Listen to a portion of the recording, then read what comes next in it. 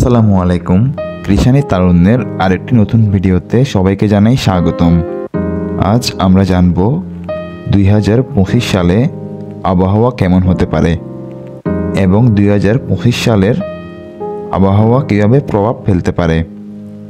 সুপ্রিয় দর্শক বন্ধুরা, কোনো বিষয় সম্পর্কে আগাম কিছু বলা নির্দিষ্টভাবে সম্ভব নয়, কারণ এটি পরিবর্তনশীল। তবে কিছু গবেষণামূলক ধারণা পাওয়া যায়। সুপ্রিয় দর্শক বন্ধুরা, ভিডিওটি শেষ পর্যন্ত দেখবেন। 2025 সাল হতে পারে উষ্ণতা বৃদ্ধির একটি বছর। বিভিন্ন বিজ্ঞানীদের ধারণা 2025 সালকে বলা হবে অন্যতম উষ্ণতর বছর। বৈশ্বিক উষ্ণায়নের কারণে বিশ্বের বিভিন্ন অঞ্চলে চরম তাপমাত্রার ঘটনা ঘটতে পারে। এক্ষেত্রে পরিবেশে তাপ অনেক বেড়ে যেতে পারে। প্যারিস জলবায়ু চুক্তি অনুযায়ী বৈশ্বিক উষ্ণতাকে 2 ডিগ্রির নিচে রাখার চেষ্টা করতেছে, তবে চ্যালেঞ্জগুলো চলমান। সুপ্রিয় দর্শক বন্ধুরা, 2025 সালের আরেকটি গুরুত্বপূর্ণ বিষয় হলো ঝড় ও বৃষ্টিপাত। 2025 সালে ঘন ঘন দেখা যেতে পারে ঝড় এবং বৃষ্টিপাত।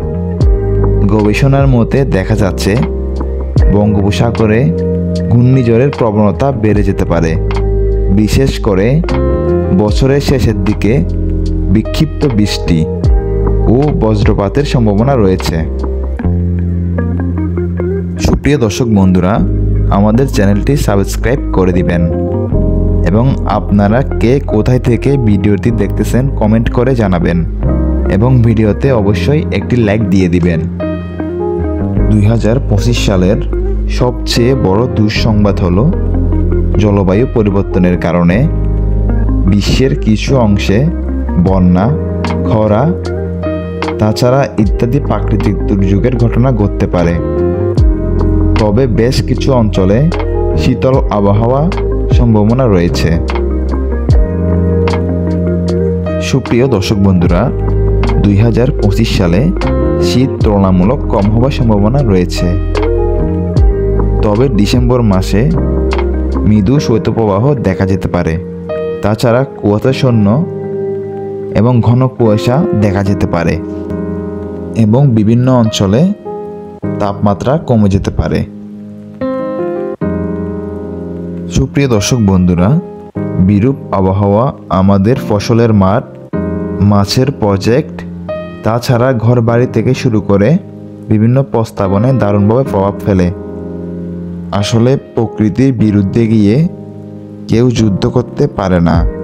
দুর্যোগ পূর্বে আমরা কি কি ব্যবস্থা নিতে পারি, কৃষানি তারুণ্য সকল তথ্য দিয়ে আপনাদের পাশে থাকার চেষ্টা করবে। সুপ্রিয় দর্শক বন্ধুরা, আজকের ভিডিওটি এই পর্যন্তই। আপনাদের মূল্যবান মতামত কমেন্ট করে জানাতে পারেন। আপনাদের সাথে দেখা হবে খুব শীঘ্রই নতুন কোনো ভিডিওতে। ততদিন পর্যন্ত সবাই ভালো থাকুন, সুস্থ থাকুন। আল্লাহ হাফেজ।